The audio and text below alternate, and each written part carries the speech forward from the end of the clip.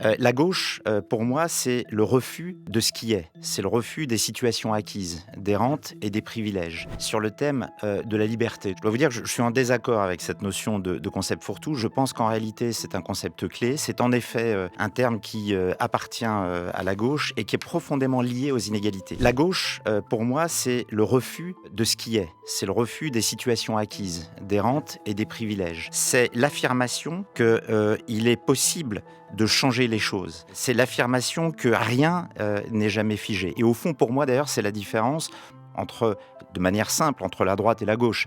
La droite, elle gère l'existant. La gauche, elle considère qu'on doit, et on peut et on doit changer cet ordre existant. Et ce qui fonde cet engagement, le mien, et ce rapport à la gauche, c'est la conviction, et j'arrive à la notion de liberté, que les inégalités, c'est pas un phénomène naturel, c'est un phénomène social. C'est la société qui crée les inégalités. C'est au fond le hasard de la naissance qui fait qu'on discrimine et qu'on trie entre les gens ou selon les gens en fonction précisément du hasard de la naissance, c'est-à-dire le genre ou l'origine géographique, sociale, professionnelle, familiale, etc., ethnique parfois.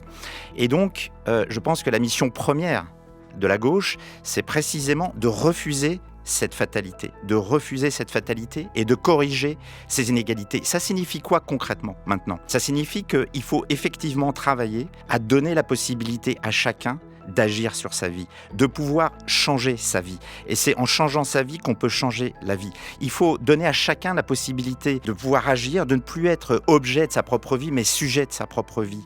Au fond, de ne plus subir, mais d'agir, de redonner du pouvoir de vivre. Alors oui, cette notion de liberté, en ce sens, elle me paraît essentielle.